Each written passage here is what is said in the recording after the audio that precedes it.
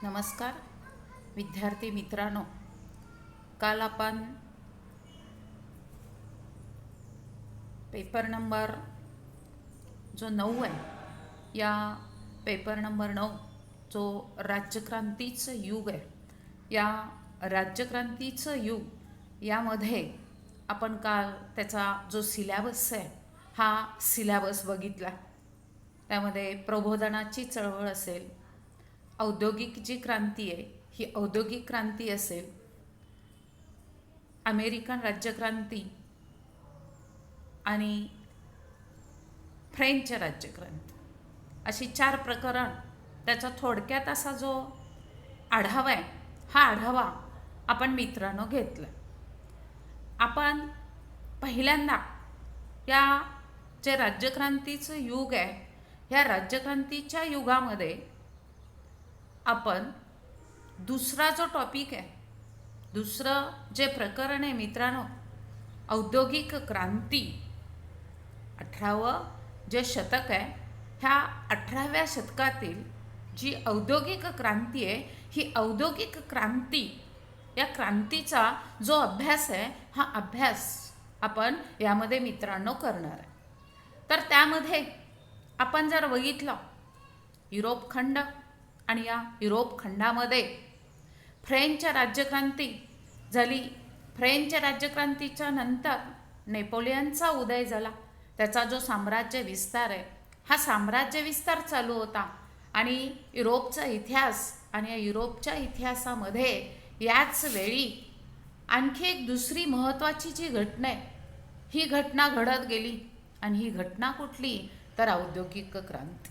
इंग्लंडमध्ये जी औद्योगिक क्रांती झाली ही 18वं शतक, 18व्या शतकाच्या उत्तरार्धामध्ये, आणि 19सावं जे शतक आहे, ह्या 19व्या शतकाच्या सुरुवातीपासून पुढं 3 ते 4 दशकं युरोपातील इतिहासातील विविध वैज्ञानिक शोध, आणि या विविध वैज्ञानिक शोध लागले, आणि वैज्ञानिक शोध लागल्यामुळं आमूलाग्र असा जो बदल आहे हा बदल झालेला आपल्याला दिसतो. जो आमूलाग्र बदल झाला त्यालाच मित्रांनो औद्योगिक क्रांती असं म्हणतात. औद्योगिक क्रांतीमुळं काल आपण बघितलं, मानवी जीवन जे आहे, ह्या मानवी जीवनामध्ये आमूलाग्र असा बदल झालेला आपल्याला दिसतो. मानवी जीवन सुखकर झालेलं होतं, मानवी जीवन गतिमान झालेलं आपल्याला दिसून येतो. आणि मध्ययुगीन युरोप ते आधुनिक युरोप यामध्ये औद्योगिक क्रांती जे आहे, ही औद्योगिक क्रांती हा एक प्रकारचा जो दुवा आहे, हा एक प्रकारचा दुवा असलेला आपल्याला दिसून येतो. औद्योगिक क्रांतीची ही सुरुवात एक निरंतर अशी जी प्रक्रिया आहे, ही निरंतर अशी प्रक्रिया बनलेली आपल्याला दिसून येते.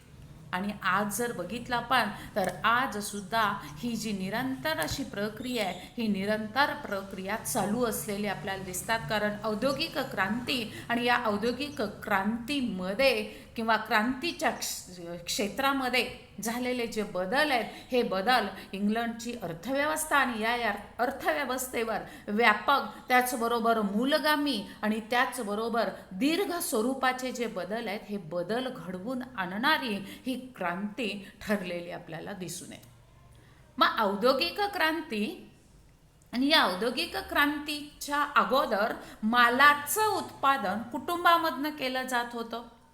औद्योगिक उत्पादन पद्धतीनं ते कारखान्यामध्ये हळूहळू व्हायला लागलं, आणि मानवी शक्तीवर चालणारी जी यंत्र आहेत, ही यंत्र यांत्रिक शक्तीवर चालू लागलेली आपल्याला दिसून येतात. त्यामुळं उत्पादन जे होतं, ह्या उत्पादनामध्ये प्रचंड जो बदल आहे हा बदल झाला. उत्पादनामध्ये जी वाढ आहे, ही वाढ मोठ्या प्रमाणामध्ये झालेली आपल्याला दिसतो. उत्पादन खर्च कमी झाल्यानं उत्पादनाचे भाव पण कमी झाले, आणि वसाहतवाद सुरू झाला. आणि वसाहतवादामुळं बाजारपेठा ज्या होत्या, या बाजारपेठाच्या कक्षा ज्या आहेत, ह्या कक्षा रुंदावत गेलेल्या आपल्याला दिसतात. कमी भावाच्या यांत्रिक उत्पादनाला आंतरराष्ट्रीय बाजारपेठ जे ही व्याप्त झालेली, जी प्राप्त झालेली आपल्याला दिसून येते. मग व्यापार असेल, मग शेती असेल, मग दळणवळण असेल, वाहतुकीची साधनं असतील, भांडवलाचा पुरवठा असेल, पतपेढ्या असतील, संदेशवहनाची माध्यमं असतील, या सगळ्यामध्ये जो बदल आहे हा खूप मोठा बदल जो आहे हा बदल झालेला आपल्याला दिसून येतो.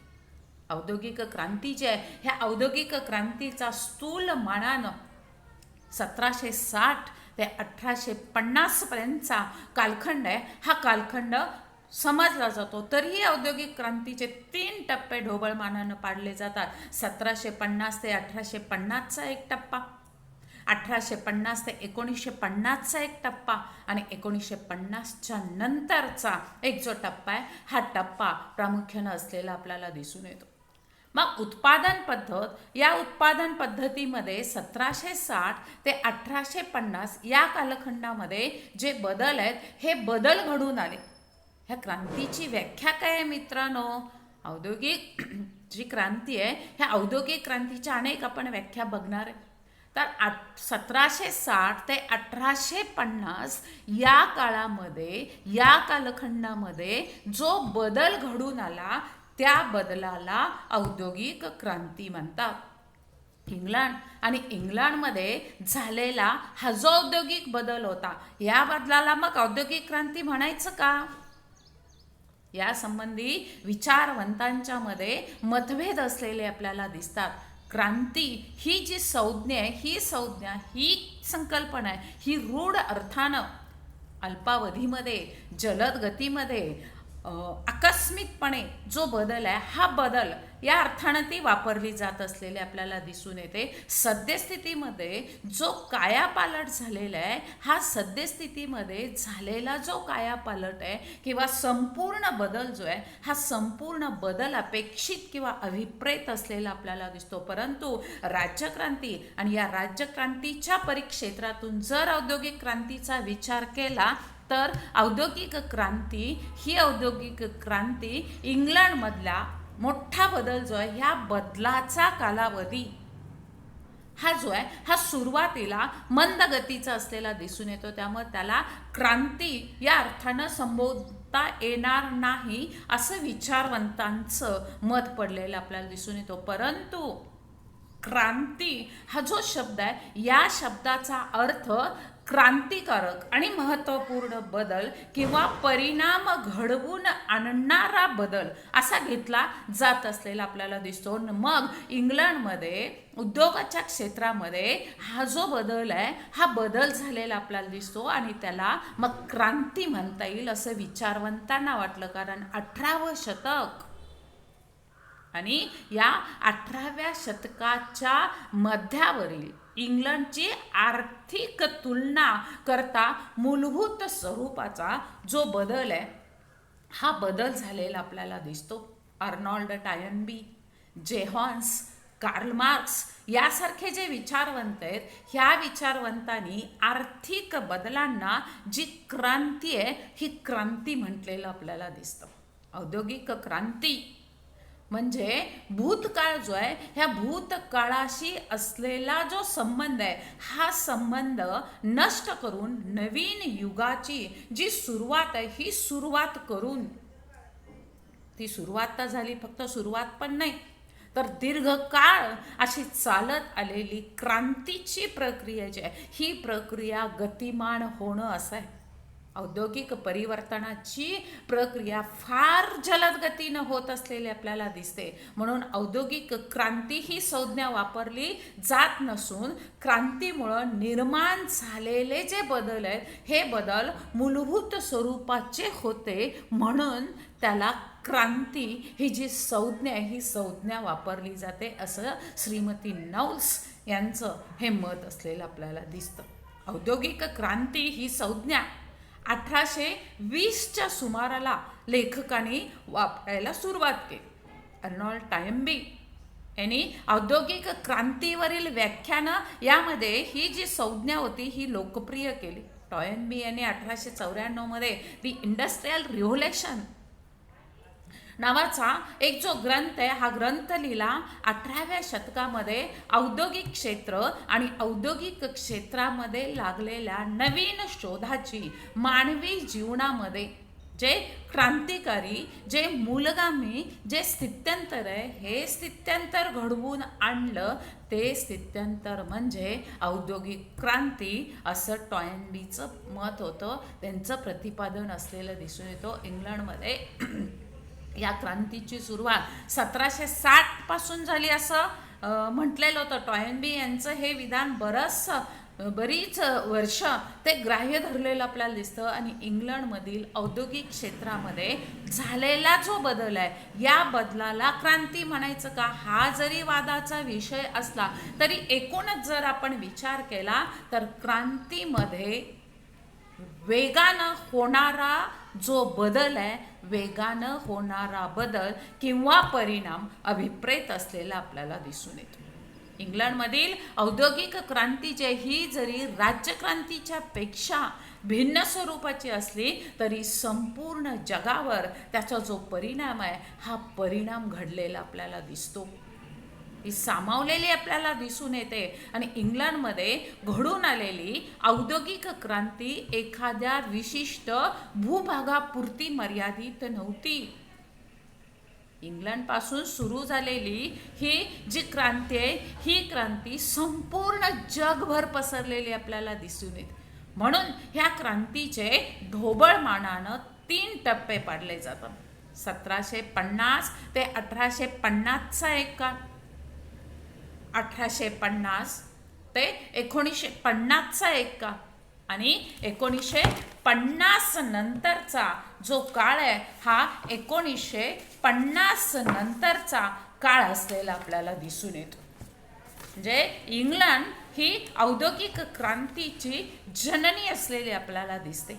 मानवाच्या इतिहासामध्ये आपण बघितलं, ही औद्योगिक क्रांती अतिशय महत्त्वाची ही घटना असलेली आपल्याला दिसून येते. कारण औद्योगिक क्रांती आणि इतर क्रांत्या, ह्या इतर क्रांत्यांच्यामध्ये मूलभूत असा जो फरक आहे, हा मूलभूत असा फरक असलेला आपल्याला दिसतो.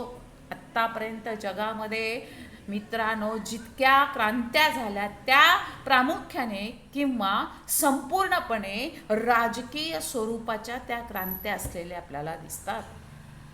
तेव्हा काही प्रमाणामध्ये सामाजिक आणि आर्थिक किंवा राजकीय किंवा धार्मिक स्वरूपाच्या क्रांत्या होतात. परंतु औद्योगिक क्रांती ही मूलतः आर्थिक स्वरूपाची क्रांती असलेली आपल्याला दिसून येते. कारण या क्रांतीनं गृह उद्योग आणि गृह उद्योगातून कारखानदारी, गृह उद्योग आणि गृह उद्योगातून कारखानदारीकडं, हे या क्रांतीचं मुख्य सूत्र जे आहे, हे सूत्र असलेलं आपल्याला दिसून येते. दुसरं महत्त्वाची गोष्ट काय तर बौद्धिक जागरणाचा अपवाद सोडता जगामध्ये अमेरिका, फ्रेंच, रशियन ह्या क्रांत्या झाल्या. त्या सगळ्या रक्तरंजित होत्या. त्या मानवी कौर्य जे होतं, ह्या मानवी कौर्याच्या ज्या परिसीमा आहे, ह्या परिसीमा या क्रांत्यांनी गाठलेल्या आपल्याला दिसतात. पण औद्योगिक क्रांती जी आहे, ही औद्योगिक क्रांती पूर्णपणे अहिंसात्मक क्रांती असलेली आपल्याला दिसते.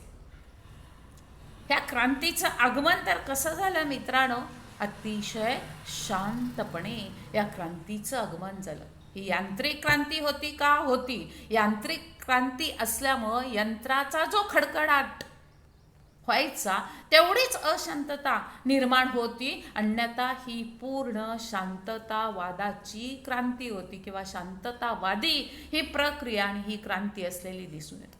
आणि तिसरी महत्त्वाची गोष्ट काय तर या क्रांतीनं एकीकडं कामगार वर्ग जो होता, या कामगार वर्गाला प्रचंड प्रमाणामध्ये दुःख आणि यातना दिला. दुसरीकडं भांडवलदार वर्ग आणि या भांडवलदारांसाठी सुख आणि समृद्धीची दारं जी आहेत, ही सुख आणि समृद्धीची दारं सताड उघडलेली आपल्याला दिसतात.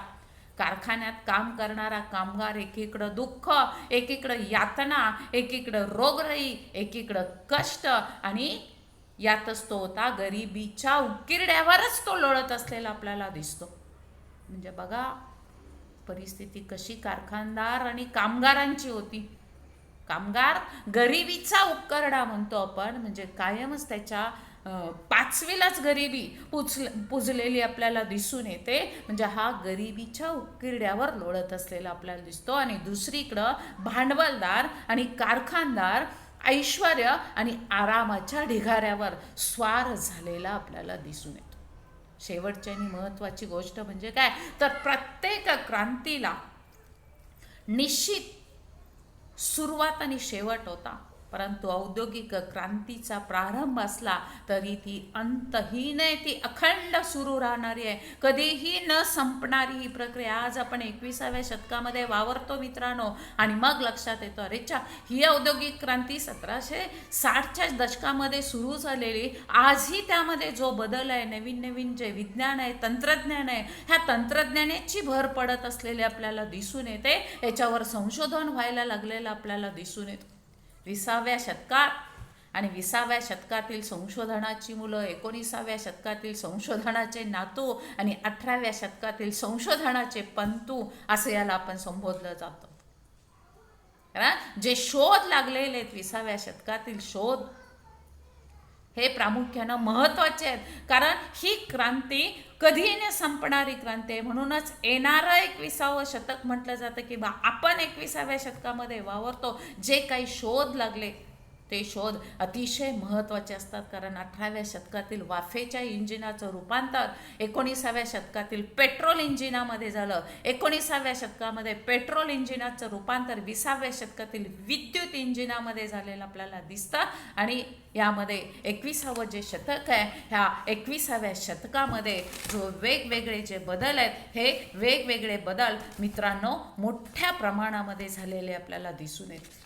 म्हणजे ही जी क्रांती आहे, ही क्रांती बदल घडवून आणणारी क्रांती असलेली आपल्याला दिसतं. कारण माणसाचं जीवन जे हे जीवन गतिमान झालं, माणूस समृद्ध झाला, तो सुखी व्हायला जी सुरुवात आहे ही सुरुवात झाली. पण माणसाच्याकडं एक ईर्ष्या नावाची गोष्ट आली, एक महत्त्वाकांक्षा नावाची गोष्ट आली, एक तृष्णा नावाची गोष्ट आली, एक स्पर्धा वाढत गेली.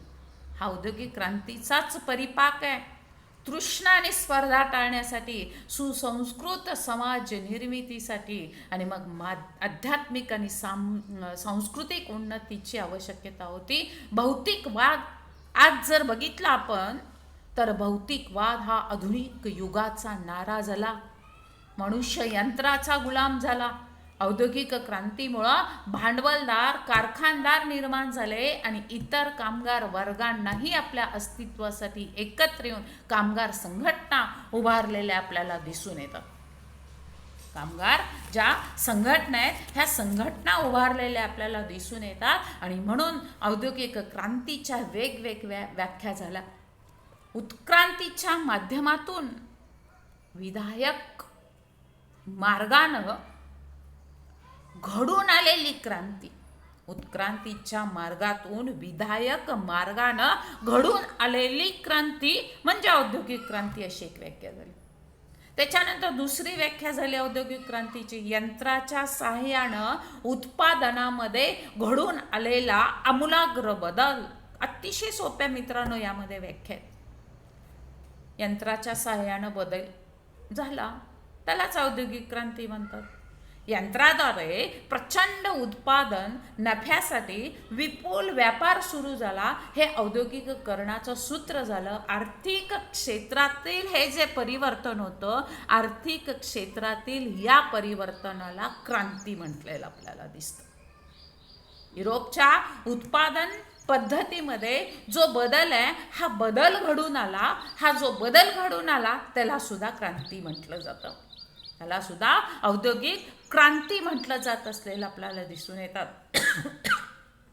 18वं शतक आणि या 18व्या शतकाच्या उत्तरार्धात आणि 19व्या शतकाच्या पूर्वार्धामध्ये अनेक यंत्राचा शोध लागला आणि अनेक यंत्राचा शोध लागून उद्योग व्यवसायामध्ये जो आमूलाग्र बदल घडून आला त्याला मित्रांनो औद्योगिक क्रांती म्हणतात. म्हणजे यंत्राच्या सहाय्यानं उत्पादनामध्ये जो बदल घडला त्या बदलाला औद्योगिक क्रांती म्हणतात. काय लक्षात ठेवायचं? यंत्राच्या सहाय्यानं उत्पादनाचं क्षेत्र, यंत्राच्या सहाय्यानं उत्पादनाचं क्षेत्र, या उत्पादनाच्या क्षेत्रामध्ये जो बदल घडून आला त्या बदलाला औद्योगिक क्रांती म्हणतात. समजलं का? तर बघ, यंत्र लक्षात ठेवायचं, उत्पादन लक्षात ठेवायचं आणि बदल लक्षात ठेवायचं. यंत्राच्या सहाय्यानं उत्पादनाच्या क्षेत्रात झालेला बदल म्हणजे औद्योगिक क्रांती. साधी सोपी ही व्याख्या असलेली आपल्याला दिसून येते. मग आता आपल्याला बघायचं काय आहे? तर आपल्याला बघायचं आहे औद्योगिक क्रांतीची जी कारणं आहेत, ही औद्योगिक क्रांतीची कारणं मित्रांनो आपल्याला बघायची. औद्योगिक क्रांतीची जी कारणं आहेत ही कारणं आपल्याला बघायचं. तर यामध्ये 18व्या शतकामध्ये इंग्लंडमध्ये औद्योगिक क्रांतीचा उदय झाला. औद्योगिक क्रांती घडून येण्यासाठी यंत्राचा शोध लागला. कच्चा माल, मजूर, व्यापार, उद्योगपती, बाजारपेठा, नवी शक्ती साधनं, दळणवळणातील प्रगती, ह्या सगळ्या बाबींची आवश्यकता असते. नुसतं यंत्राचा शोध लागला, उत्पादनामध्ये बदल झाला आणि औद्योगिक क्रांती नाही, तर या औद्योगिक क्रांतीला काय लागतं? यंत्राचा शोध म्हणजे संशोधक जे आहेत ह्या संशोधकांनी वेगवेगळं जे संशोधन आहे हे संशोधन करणं गरजेचं. यंत्राचा शोध, कच्चा माल, मजूर, व्यापारी वर्ग, उद्योगपती, बाजारपेठा, नवी शक्ती साधनं, दळणवळणामध्ये जी प्रगती आहे ही प्रगती, या प्रगतीची आवश्यकता भासते. यामधल्या एखाद्या घटकाची उपलब्धता नसताना ती इतर देशाकडून मिळवून त्याचं औद्योगिकरण प्रक्रियेवर जो भर आहे हा भर मित्रांनो दिला जात असलेला आपल्याला दिसतो. मग या औद्योगिक क्रांतीच्या कारणामध्ये पहिलं कारण जे हे प्रबोधनाची चळवळ. 15वं शतक जर आपण घेतलं तर या 15व्या शतकामध्ये सुरू झालेली ही प्रबोधन चळवळ आणि या प्रबोधन चळवळीनं मानवी जीवन जे होतं हे मानवी जीवन चैतन्यमय झालेलं होतं. मानवी जीवनात चैतन्य निर्माण झालेलं होतं. धर्मसत्ता आणि सरंजाईशाहीच्या जोखडातून मानवाची मुक्तता झाली. सर्व सुधारणांचा केंद्रबिंदू हा मनुष्य मानला जाऊ लागला. त्या दृष्टिकोनातून साहित्य, शास्त्र, कला, विज्ञान, धार्मिक प्रबोधन झालं. मनुष्याला आपले मूलभूत हक्क जे आहेत हे हक्क उपभोगता आले. विचार स्वातंत्र्य, विवेकनिष्ठा, बुद्धिवाद वाढीला लागला आणि मानवी कर्तृत्वाला एक जी नवी भरारी आहे ही भरारी मिळालेली आपल्याला दिसून येते. वैज्ञानिक दृष्टिकोन वाढू लागला आणि वैज्ञानिक दृष्टिकोन वाढू लागून नवीन संशोधन जे आहे ह्या नवीन संशोधनाची जी भर आहे ही भर जागतिक राजकारणामध्ये पडू लागलेली आपल्याला दिसून येते. England, France, Italy, Germany, Spain, Holland, Switzerland हे जे देश होते या देशांमधले लेखक असतील, विचारवंत असतील, संशोधक असतील, कलावंत असतील, धर्मसुधारकांचा उदय या देशामध्ये झालेला आपल्याला दिसून येतो. Boccaccio, Dante, Petrarch, Machiavelli, Chaucer, Thomas More, Swift, William Shakespeare हे जे साहित्यिक होते या साहित्यिकांनी आपलं जे साहित्य होतं मित्रांनो या आपल्या साहित्याची निर्मिती केली. Leonardo da Vinci, Raphael, Michelangelo, Donato, Christopher नेने हे महान कलाकार आणि या महान कलाकारांनी आपलं स्थापत्य, शिल्प, चित्र, संगीत या क्षेत्रामध्ये क्रांती घडवून आणली. Copernicus, John Kepler, Galileo, Roger Bacon, Gilbert, James Watt, Isaac Newton हे संशोधक या संशोधकांनी वेगवेगळे जे आश्चर्यकारक शोध आहेत हे शोध लावले आणि त्याचबरोबर मार्टिन ल्युथर, जॉन कॅल्विन यासारखे धर्मसुधारक आणि यासारख्या धर्मसुधारकांनी महत्त्वपूर्ण योगदान दिलेलं आपल्याला दिसतं. म्हणजेच काय झालं बघा, प्रबोधनाची चळवळ सुरू झाली. साहित्यिक, कलावंत, संशोधक, विचारवंत, सुधारक यांनी काय केलं, यांनी आपापल्या क्षेत्रामध्ये महनीय अशी कामगिरी केली.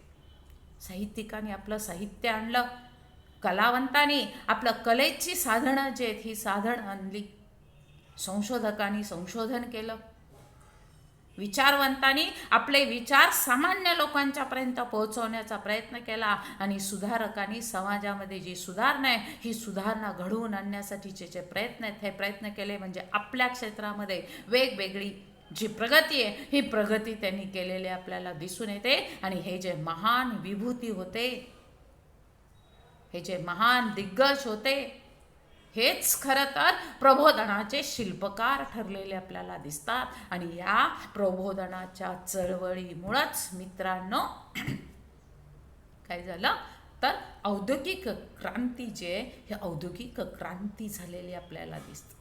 त्याच्यानंतर दुसरं कारण आहे भौगोलिक शोध लागले.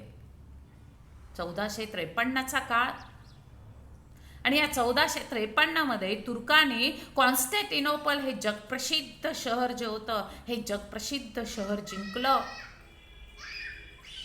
हे शहर आशिया, आफ्रिका, युरोपच्या सीमेवर होतं आणि युरोपच्या सीमेवर असल्यामुळं तिथून व्यापाराची आयात आणि निर्यात होत होती. कॉन्स्टँटिनोपलचा पाडाव झाला आणि कॉन्स्टँटिनोपलच्या पाडावामुळं युरोपातील व्यापाराला मोठा धक्का बसला. यामुळं युरोपियनांना नवीन जलमार्गाचा शोध घ्यावा लागला. या शोधापूर्वामधूनच अनेक भूभाग जे आहेत हे अनेक भूभाग युरोपियनांना ज्ञात झाले. पोर्तुगीज खलाशी बार्थोलो डायसेन यानं 1486मध्ये आफ्रिकेच्या दक्षिण टोकावरील केप ऑफ गुडचा शोध लावला आणि पुढं वास्को डी गामा हा पोर्तुगीज खलाशी आणि या पोर्तुगीज खलाशानं केप ऑफ गुड होपला वळसा घातला आणि केप ऑफ गुड होपला वळसा घालून 1498मध्ये वास्को डी गामा भारतामध्ये आला. कोलंबस या स्वित्झर्लंडचा खलाशी आणि कोलंबस या स्वित्झर्लंडच्या खलाशानं 1492मध्ये अमेरिका खंडाचा शोध लावला. तर पोर्तुगीज खलाशी मँगेला यानं 1519 ते 22 हा काळ होता. 19 ते 22 या दरम्यान 5 जहाजं आणि 267 खलाशांच्या मदतीनं पृथ्वी प्रदक्षिणा जी आहे ही पृथ्वी प्रदक्षिणा पूर्ण केलेली आपल्याला दिसते. नवीन जलमार्गाचे शोध लागले, सधन भूभागाची प्राप्ती झाली. यामुळं दळणवळणामध्ये जी गतिमानता आहे ही गतिमानता आली आणि वसाहतवाद जे आहे ह्या वसाहतवाडीला चालना मिळालेली दिसते. म्हणजे बघा भौगोलिक शोध लागले, मग पोर्तुगीज असतील, स्वित्झर्लंडचे असतील, वेगवेगळ्या देशातील लोक असतील जे खलाशी आहेत, ह्या खलाशांनी काय केलं वेगवेगळ्या देशांचा शोध लावला. वेगवेगळ्या देशांशी ते आलेले होते, जलमार्गाचे शोध लागलेले होते. सधन असे भूभाग जे ह्या भूभागाची त्यांना प्राप्ती या शोधामुळे झाली आणि आलं काय दळणवळणात प्रगती झाली. दळणवळणाला प्रगती झाली, गतिमानता आली आणि ज्यावेळी दळणवळणात प्रगती झाली, लोकसंख्या वाढायला लागली, त्यावेळी आपोआपच वसाहती वाढत गेलेल्या आपल्याला दिसतात. आणि ह्याच गोष्टी औद्योगिक क्रांतीच्या बाबतीमध्ये फलदायी ठरलेल्या आपल्याला दिसतात. म्हणजे प्रबोधनाची चळवळ, भौगोलिक शोध. त्याच्यानंतर तिसरं कारण आहे जागतिक क्रांत्या. आपण जर बघितलं तर 15व्या शतकापासून या युरोपामध्ये सुरू झालेलं प्रबोधन चळवळ आणि या प्रबोधन चळवळीनं मानवाला आपल्या अस्तित्वाची जी जाणीव आहे ही जाणीव करून दिली. कारण शोषण करणारा, अन्याय करणारा, अत्याचार करणाऱ्या व्यवस्थेविरुद्ध बंड करण्याची जी प्रेरणा आहे, ही बंड करण्याची प्रेरणा मित्रांनो 15व्या शतकापासून कुठं सुरू झालेली होती? युरोपात सुरू झालेली होती.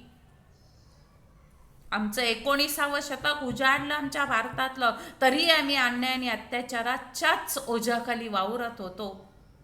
जेव्हा समाज सुधारकांनी त्यामध्ये बदल केले, आपण ज्यावेळी याच्या साऱ्यांचा पेपर बघतोय त्यावेळी आपल्या लक्षामध्ये येतं, अरेच्या 19व्या शतकातली सुरुवातीची परिस्थिती भारतामध्ये कशी होती?